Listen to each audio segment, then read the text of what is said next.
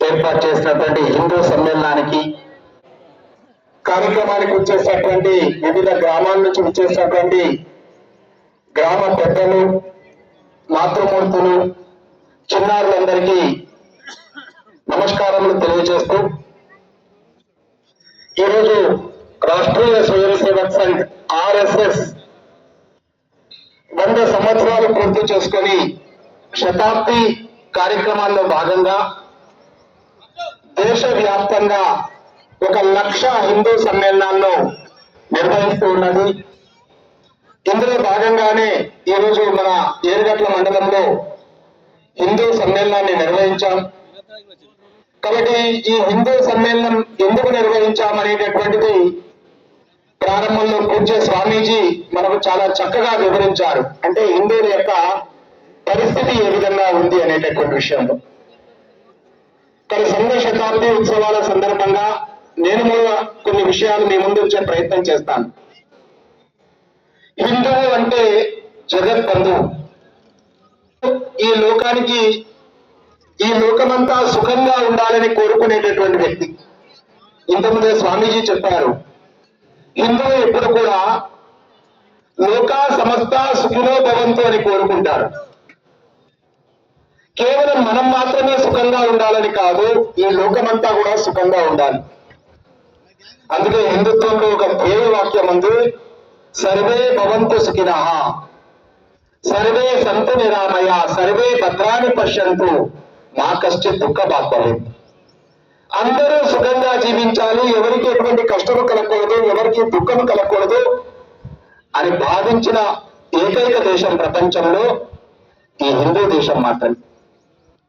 హిమాలయం సమారభ్య యావదిందు సరోవరం తం దేవ నిర్మితం దేశం హిందుస్థానం ప్రత్యక్షేత్. హిమాలయాల నుంచి మొదలుకొని కింద ఉన్నటువంటి యావత్ హిందూ మహాసముద్రం వరకు భగవంతుని చేత నిర్మితమైన దేశం ఇది. దీన్ని హిందుస్థానం అంటారు. ఇక్కడ పుట్టిన ప్రజలు హిందువులు. హిందువు అంటే జగద్బంధువు. చిన్నారులారా, మీరు మాట్లాడకుండా కూర్చోవాలి. కానీ హిందువు ఈ జగత్తు గురించి ఆలోచిస్తాడు. ఇంతకుముందు మనం స్వామీజీ చెప్పారు, మనం భగవంతుని దగ్గర పోతే ఏం కోరుకుంటాం? నేను బాగుండాలి, నా భార్య, నా పిల్లలు, నా కుటుంబం బాగుండాలని కోరుకుంటామని చెప్పారు. హిందువు ఎప్పుడు అలా ఆలోచించలేదు. సర్వే భవంతు సుఖినః. భగవంతుడు నన్ను సృష్టించాడు, భగవంతుడు నన్ను ఎలా ఉండాలో భగవంతుడే నిర్ణయిస్తాడు. మన కోరికలు భగవంతునికి తెలియవా? మనం చెప్తేనే భగవంతునికి తెలుస్తాయా మన కోరికలు? కానీ మనం మూర్ఖత్వంతో ఉన్నాం. మనం చెప్తేనే భగవంతుడు నా కోరికలు తీరుస్తాడని చెప్పి భగవంతుడికి మన కోరికలన్నీ తెలుసు. మన కర్మ ఎక్కడో రాసి పెట్టాడు, ఆ కర్మ ఫలితంగానే మన జీవితం నడుస్తుంది. సత్కర్మ చేస్తే మంచి జరుగుతుంది, దుష్కర్మ చేస్తే చెడే జరుగుతుంది. ఇది భగవంతుడు ఎప్పుడూ నిర్ణయించేసింది. కానీ హిందువు ఎప్పుడు కూడా సత్కర్మ చేస్తాడు, అందరి సుఖాన్ని కాంక్షిస్తారు. అందుకే చూడండి, భారతదేశం మీద ప్రపంచంలో ఎన్నో దేశాలు దాడులు చేశాయి, ఎన్నో జాతులు దాడులు చేశాయి. కానీ భారతదేశం ఏ దేశం మీదైనా వెళ్ళి దాడి చేసిందా? ఏ దేశాన్నైనా దోచుకున్నదా? ఏ దేశాన్నైనా నాశనం చేసిందా? ఏ దేశానికైనా వెళ్ళి మీరంతా హిందువులుగా మారండి అని మతం మార్చిందా? మార్చలేదు. ఎందుకు? మనం అందరూ సుఖాన్ని కాంక్షిస్తాం. ఏ చిన్న, నీకు తెలుసా, హిందూ ధర్మము అందరూ సుఖం కోరుకుంటుంది. కానీ ప్రపంచంలో అందరూ సుఖంగా ఉండాలని కోరుకునేటటువంటి ఏకైక జాతి హిందువులు. అందుకే ప్రపంచంలో మనం ఎవరిని నాశనం చేయలేదు. అలా అని చెప్పి ఇంతకుముందు స్వామీజీ చెప్పారు, అహింస పరమో ధర్మ. అహింస పరమ ఉత్కృష్టమైన ధర్మం. మనం అహింసనే పాటిస్తాం. 100% కాదు, 1000%, 1,00,000% కూడా అహింసనే పాటిస్తాం. కానీ మనకి ఒక్క లైన్ మాత్రమే తెలుసు, దీని తర్వాత ఉండే లైన్ మర్చిపోయాం. ధర్మ హింస తదైవచ. ధర్మాన్ని రక్షించడానికి హింస చేసినా తప్పు లేదు అని చెప్పి భగవద్గీతలో శ్రీకృష్ణుడు చెప్పాడు. కానీ ఈ దేశాన్ని నాశనం చేయడానికి వస్తే నేను చూస్తూ చేతులు పెట్టుకుని అహింసని నా దేశాన్ని, నా ధర్మాన్ని నేను కాపాడుకుంటా. అందుకే ఈ దేశము యుగ యుగాలలో ధర్మ స్థాపన కోసం హింస చేసింది. రాముడు ఇప్పుడు బాణం వేసి రావణ్ణి చంపాడు, హింస కాదా అది? తాటకేనే రాక్షసుని చంపారు, హింస కాదా అది? ఎందుకు చేశారు? ధర్మ రక్షణ కోసం చేశారు. కానీ ధర్మము కోసం హింస చేయడం తప్పు కాదు అని చెప్పి భగవద్గీతలో చెప్పారు. అందుకే మనం ఎవరి జోలికి వెళ్ళలే, హిందువు ఎవరి జోలికి వెళ్ళలే. మరి హిందువు జోలికి వస్తే ఎవరిని వదిలిపెట్టలేదు. హిందువు ఎవరి జోలికి వెళ్ళడు, తన జోలికి వస్తే మాత్రమే ఎవరిని వదిలిపెట్టడు. ప్రపంచంలోని అనేక జాతులు దాడి చేసిన తర్వాత కూడా ఈ దేశం హిందూ దేశంగానే ఉంది. కారణం ఏమిటి? ఈ దేశంలో పౌరుషం, పరాక్రమం, ధైర్యం, సాహసం ఇలాంటి గుణాలు ఉన్న కారణంగా. ప్రపంచంలో అనేక జాతులు వచ్చాయి. హూనులు అనేటటువంటి ఒక జాతి ఉండేది, ఒక భయంకరమైనటువంటి రాక్షస జాతి అది. బాహుబలి సినిమాలో చూసింటారు, కాలకయ్య ఇట్లాంటి వాళ్ళు కనిపించుంటారు. అట్లాంటి జాతులు మనిషిని చంపి తలకాయ పగలగొట్టి మెదడును కాల్చుకొని తినే జాతి. ఏ దేశం మీదైనా దాడి చేస్తే ఆ దేశం సర్వనాశనం అయిపోయేది. హూనులు మన పక్కనే చాలా పెద్ద దేశం ఉంది చైనా. చైనా మీద దాడులు చేసేవాళ్ళు. ఆ దాడులను తట్టుకోలేక చైనా వాళ్ళు ఒక గోడ కట్టేసుకున్నారు, the great wall of China అని చెప్పి, చైనా గోడ. తర్వాత హూనులు ఎటువైపు వచ్చారు? భారతదేశం వైపు వచ్చారు. భారతదేశంలో ఒక రాజు ఉండేవాడు, యశోధర్ముడు. యశోధర్ముడు పూర్ణ జాతి ఆయన వీరుడా. పురుషోత్తముడు ఒక చిన్న రాజు చేతిలో ఘోరంగా ఓడిపోయి ప్రాణాలను పెట్టుకొని పారిపోతూ తన దేశంలో చేరకుండా చనిపోయాడు. ఇది ఈ దేశం యొక్క పరాక్రమం. 712వ సంవత్సరంలో ఇస్లాం ప్రారంభమైన తర్వాత, ముస్లిం మతం ప్రారంభమైన తర్వాత మహమ్మద్ బిన్ కాసిం వచ్చాడు ఈ దేశం మీద దండయాత్ర చేయడానికి, ఈ దేశాన్ని మొత్తం ఇస్లాం దేశంగా మార్చడానికి. మహమ్మద్ బిన్ కాసిం 712లో వస్తే బప్పా రావల్ అనే ఒక రాజు ఉండేవాడు. మహమ్మద్ బిన్ కాసిం తరిమి కొట్టాడు. ఎక్కడి వరకు? ఆఫ్ఘనిస్తాన్ అవతల వరకు. ఒకప్పుడు ఆఫ్ఘనిస్తాన్ కూడా భారత్ లోనే ఉండేది. ఇప్పుడున్న ఇరాక్ కూడా భారత్ లోనే ఉండేవి. ఆఫ్ఘనిస్తాన్ అవతల తరిమి కొట్టాడు. తను చెక్ పోస్టులు ఏర్పాటు చేసుకుంటూ వచ్చాడు. ఇప్పటికీ పాకిస్తాన్ లో రావల్ పిండి అని ఉంటుంది, చెక్ పోస్ట్ ఏర్పాటు చేసుకుంటూ వచ్చాడు. ఎంత ఘోరంగా తరిమి కొట్టారంటే మళ్ళీ ఆ ముస్లింలు భారత్ వైపు చూడటానికే భయపడ్డారు. 300 సంవత్సరాలు పట్టింది భారత్ వైపు చూడడానికి. ఇది భారతదేశం యొక్క పరాక్రమం. ఇలా చెప్పుకుంటూ పోతే ఈ దేశంలో ఛత్రపతి శివాజీ కావచ్చు, రాణా ప్రతాప్ కావచ్చు, సంభాజీ కావచ్చు, ఎంతో మంది వీరులు జన్మించారు. ఈ దేశాన్ని, ధర్మాన్ని కాపాడుకుంటూ వచ్చారు. కాబట్టి ధర్మాన్ని మనం కాపాడుకోవాలి. ధర్మో రక్షత రక్షత, రామో విగ్రహం ధర్మ అని చెప్పారు శ్రీరామచంద్రుడు, ధర్మానికి ప్రతీక. కానీ అలాంటి ధర్మ పరిరక్షణ చేయడమే హిందూ సమ్మేళనం యొక్క లక్ష్యము. కాబట్టి మనమేదో హిందువులం అని చెప్తున్నాం. స్వామి చెప్పారు మనం హిందువులం, రోజు బొట్టు పెట్టుకుంటాం, గుడికి వెళ్తాం, పూజలు చేస్తాం, ఒక్కొక్క రోజు ఒక్కొక్క దేవుణ్ణి పూజిస్తాం. కుంభమేళా వస్తే 65 కోట్ల మంది వెళ్ళి స్నానాలు చేశాం ఎక్కడో ఉత్తరప్రదేశ్ లో. హనుమాన్ దీక్షలు వస్తే లక్షల మంది దీక్షలు తీసుకుంటున్నాం.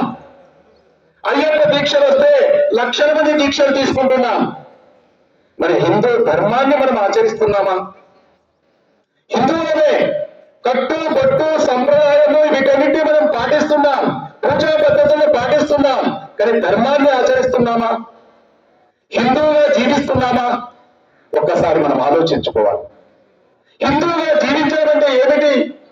సనాతన ధర్మాన్ని ఆచరించడం అంటే ఏమిటి? ఒక్క శ్లోకంలో మీకు చెప్తా నేను. మాతృవత్ పరదారేషు పరద్రవ్యాన్ని నోస్తవత్ ఆత్మవత్ సర్వభూతాన్ని ఏష ధర్మ సనాతన. పరస్త్రీలో తల్లిని చూడటం, ఇతరుల సొమ్మును మట్టితో సమానంగా భావించడం, అందరిలో భగవంతుని దర్శించడం, ఇది సనాతన ధర్మం. సనాతన ధర్మానికి మనం వారసులం.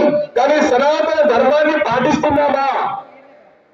పరస్త్రీలో తల్లిని చూడాలనే భావన ఈరోజు సమాజంలో కనిపిస్తుందా? స్వామి వివేకానంద 130 సంవత్సరాల క్రితం అమెరికాలోని చికాగో వెళ్ళారు.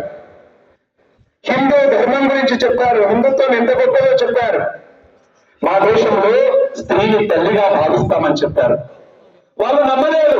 ఎందుకంటే ఆ దేశంలో స్త్రీని కనీసం మనిషిగా కూడా చూడదు. స్త్రీ అంటే పిల్లలు పెరిగే యంత్రం కొన్ని మతాలలో. స్త్రీ అంటే పురుషుడి పక్కన గురించి పుట్టింది, ఆమెకు ఏ హక్కులు లేవు, ఆమె మనిషే కాదు అని కొన్ని మతాల్లో భావిస్తారు. స్వామి వివేకానంద వెళ్ళే సమయానికి వాళ్ళ దేశాల్లో స్త్రీలకు ఓటు హక్కు కూడా లేదు. అలాంటి దేశాలు. స్వామి వివేకానంద స్త్రీ అంటే తల్లి అంటే వాళ్ళు నమ్మలేదు, తల్లిగా భావిస్తామంటే నమ్మలేదు. స్వామి వివేకానంద యువకుడుగా ఉన్నప్పుడు వెళ్ళారు. 30 సంవత్సరాల వయస్సు స్వామి వివేకానందకి చికాగో వెళ్ళినప్పుడు. చాలా అందంగా బలిష్టంగా ఉండేవాడు. అమెరికాలో ఒక అందమైన యువతి స్వామి వివేకానంద దగ్గరకు వచ్చి కామముతో, కోరికతో స్వామీజీ దగ్గరకు వచ్చి, స్వామీజీ నాకు మీలాంటి కొడుకు కావాలి అని కోరిక కోరింది. స్వామి వివేకానందకు అర్థమైపోయింది, ఈమె కోరిక ఏంటో అర్థమైపోయింది. వెంటనే అన్నాడు స్వామి వివేకానంద, అమ్మా నాలాంటి కొడుకు నీకెందుకు, నన్నే మీ కొడుకు. వెంటనే ఆమె కంట్ల వెంట కన్నీరు జలజలా కారింది. స్వామీజీ నన్ను క్షమించండి, కేవలం దేశంలో పుట్టాను, స్త్రీ పురుషులు అంటే కేవలం కామమని భావించే దేశంలో పుట్టాను.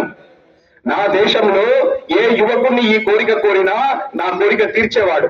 కానీ మిమ్మల్ని చూస్తే మీ భారతదేశం ఎలా ఉందో అర్థమవుతుందని చెప్పారు. కానీ స్త్రీ అంటే తల్లి. కానీ ఈ రోజు అలాంటి పరిస్థితి కనిపిస్తుందా? స్వామి వివేకానంద ఇంగ్లాండ్కు వెళ్ళినప్పుడు వాళ్ళు అడిగారు, స్వామీజీ మీ దేశంలో స్త్రీని సమానంగా చూస్తారా అని అడిగారు. లేదు, మేము సమానంగా చూడము అన్నారు. Shame shame shame India shame అన్నారు. స్వామి వివేకానంద అన్నారు, స్త్రీ మాతో సమానం ఎలా అవుతుంది? మాతో ఎప్పటికీ సమానం కాదు స్త్రీ. స్త్రీ మాకు జన్మనిచ్చే తల్లి, మేము సమానంగా చూడము. మా తల్లిని మేము ఉన్నతంగా చూస్తాం. స్త్రీ అంటే మాకంటే ఎక్కువ, మాతో సమానం కాదు, మాకంటే ఎక్కువ అని చెప్పి స్వామి వివేకానంద చెప్పారు. ఇది ఈ దేశం యొక్క గొప్పతనం. అందుకే ఈ దేశంలో మొదట పూజించేది ఎవరిని? మాతృదేవో భవ, తల్లిని పూజిస్తారు. ఆ తర్వాతే పితృదేవో భవ, తల్లి మనకి మొదట. ఈ భూమిని తల్లిగా భావిస్తాం. అందుకే మేము భారత మాతను ప్రపంచంలో ఎక్కడా కూడా స్త్రీని తల్లిగా, మాతృభూమిగా భావించరు. ప్రపంచంలో చాలా దేశాల్లో ఫాదర్ ఆఫ్ ద నేషన్, పితృదేశం వాళ్ళు అవన్నీ కూడా, మనది మాతృదేశం, మాతృభూమి. ప్రపంచమంతా అందరికీ ఒకరే తల్లి ఉంటే మనకిద్దరు తల్లులు. ఒకరు జన్మనిచ్చిన తల్లి, రెండవ తల్లి ఈ మాతృభూమి, ఈ భారత మాత. కానీ స్త్రీలు ఈరోజు స్త్రీకి సమానత్వం కావాలి, స్వేచ్ఛ కావాలి అని కోరుతున్నారు. కానీ భారతదేశంలో సమానత్వం ఉందా? ఉన్నతత్వం ఉంది. సమానత్వం కాదు, ఉన్నతత్వం ఉంది. స్త్రీ అంటే తల్లిగా భావించి ఉన్నతంగా భావిస్తున్నాం. ఈరోజు చూస్తున్నాం దౌర్భాగ్యం. సరస్వతి నిలయాలు, కాలేజీలు, యూనివర్సిటీలు స్త్రీ హక్కులు, స్త్రీ సమానత్వము అని చెప్పి మొన్న హైదరాబాద్ సెంట్రల్ యూనివర్సిటీలో ఒక కార్యక్రమం చేశారు. స్త్రీ పురుషులు కలిసి, కాలేజ్ స్టూడెంట్స్ కలిసి సరస్వతి నిలయంలో. ఏమిటా కార్యక్రమం పేరు కిస్ ఆఫ్ లవ్. పెదవులు ఆడ మగ కలిసి ముద్దులు పెట్టుకుంటూ సెల్ఫీలు దిగి కిస్ ఆఫ్ లవ్. మేము ప్రగతివాదులం, మేము స్త్రీవాదులం, స్త్రీలను మేము చాలా గొప్పగా స్వేచ్ఛావాదులం. ఇదా స్వేచ్ఛ? రోడ్ల మీద పశువులు కూడా పనిచేస్తున్నాయి కదా, ఆ పశువులకి ఈ చదువుకున్న విద్యార్థులకి ఏమైనా తేడా ఉందా? పశువులు చేసే పని నువ్వు చేస్తున్నావు, ఏంటి కిస్సాము? స్వామి వివేకానంద ఇంగ్లాండ్ లో వెళ్ళినప్పుడు, స్వామీజీ మీ దేశంలో ఏంటి స్వామి స్త్రీలందరూ కూడా ఇలా నమస్కారం నమస్కారం అని పెడతారు, ఎందుకు షేక్ హ్యాండ్ ఇవ్వరు అని అడిగారు. స్వామీజీ అన్నారు, మీ రాణి ఎలిజబెత్ ఎవరైనా షేక్ హ్యాండ్ ఇస్తారా అన్నారు. స్వామి ఆమె మా రాణి, ఆమెకు మేము షేక్ హ్యాండ్ ఇవ్వం. స్వామి వివేకానంద అన్నారు, మా దేశంలో ప్రతి స్త్రీ కూడా మాకు రానే. ఎవరికి పడితే వారికి చెయ్యరు మా స్త్రీ, ఎవరికి పడితే వారికి చెయ్యిచ్చి షేక్ హ్యాండ్ ఇచ్చేది మా స్త్రీ కాదు, మా తల్లి ఆమె, మాకు రాణి. ఒక స్త్రీ ఇంకొక పురుషుని చెయ్యి ఎప్పుడు పెట్టుకుంటుందమ్మా? పాణిగ్రహణం చేసినప్పుడు ఒక తండ్రి వాళ్ళ తండ్రి ఇంకొక పురుషుడి కాళ్ళు కడిగి కన్యాదానం చేసినప్పుడు, ఏమయ్యా ఇన్ని రోజులు నా తల్లిని నా బిడ్డని అల్లారు ముద్దుగా పెంచుకున్నాను, ఈ రోజు నుంచి నా తల్లి బాధ్యత నీది, నా కూతురి బాధ్యత నీది అని చెప్పి ఇంకొకరి చేతిలో పెట్టి పాణిగ్రహణం చేస్తారు. అప్పుడు మాత్రమే స్త్రీ ఇంకొకరి చేయి పట్టుకుంటుంది. ఎవరికి పడితే వాళ్ళకు చెయ్యదు స్త్రీ. ఇది ఈ దేశం యొక్క సంస్కారం. అందుకే మనము నమస్కారం చేస్తాం, ఎవరికి పడితే వాళ్ళని పట్టుకోం. ఈ దేశం ఇంత గొప్పది. మత్వ పరవారేషు, పరస్త్రీలో తల్లిని చూడాలి. కానీ ఈ భావన సమాజంలో మెల్లమెల్లగా తగ్గిపోతుంది. పరద్రవ్యాన్ని దోష్టవత్, ఇతరుల సొమ్ము మట్టితో సమానం అని చెప్పారు. కానీ ఈరోజు ఎవరైనా అట్లా చూస్తున్నారా? ఇతరుల సొమ్ము మట్టితో సమానం అనుకో, బంగారంతో సమానం. ఏమి చేసైనా సరే డబ్బులు సంపాదించాలి. డబ్బు ఉంటే చాలు. పైసానే పరమాత్మ హై. ధనం మూలం ఇదం జగత్. ఈ జగత్తు ధనం మీద ఆధారపడిందా? అమ్మా చెప్పండి, ధనం మీద ఆధారపడిందా? అసలు ఈ పదం హిందుత్వంలో ఉందా? లేదు. ఏముంది ఈ హిందుత్వంలో? ధర్మ మూలం ఇదం జగత్. ఈ జగత్తు అంతా కూడా ధర్మం మీద ఆధారపడి ఉంది. ధర్మాన్ని వదిలేశాం, దేన్ని పట్టుకున్నాం? ధనాన్ని పట్టుకున్నాం. ధనం మూలం ఇదం జగత్. ఏమి చేసైనా డబ్బు సంపాదించాలి. డబ్బుంటే సార్ అన్న తమ్ముళ్ళు, అక్క చెల్లెలు, అమ్మ నాన్నలు, బంధుత్వాలు, స్నేహాలు ఏమీ అవసరం లేదు. డబ్బుంటే చాలు. మన పిల్లలకు అదే నేర్పిస్తున్నాం. ఏం నేర్పిస్తున్నాం? నానా ఏమి చదివితే బాగా డబ్బు సంపాదించవచ్చు?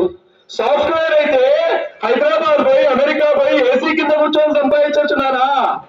డబ్బును సంపాదించారు. చిన్నప్పటి నుంచి వారికి ఏం చెప్తున్నాం? డబ్బు డబ్బు డబ్బు. సంస్కారం నేర్పుతున్నామా? స్త్రీ అంటే తల్లి అని నేర్పుతున్నామా? నానా నేను ఎలా తల్లినో ప్రతి స్త్రీ కూడా తల్లేరా, నన్ను ఎలా తల్లిగా చూస్తావో ప్రతి స్త్రీని కూడా తల్లిగా చూడాలి అని ఏ తల్లి అయినా చెప్తుందా? ఇక ఎలా తయారవుతారు ఆలోచించండి. ఈరోజు మనము వేప గింజ పెట్టి మామిడి మొక్క మొలవాలనుకుంటున్నాం. వేప గింజ పెడితే ఏం మొలుస్తుంది? వేప చెట్టే వస్తుంది, చేదుగానే ఉంటుంది. మనిషిని మానవుడిగా, మానవుడి నుంచి దైవంగా, ప్రతి మనిషిలో భగవంతుడు ఉన్నాడు, దైవంతో వైపు తీసుకునేది హిందుత్వము. ఈరోజు మనం నేర్పిస్తున్నామా పిల్లలను సంస్కారవంతం?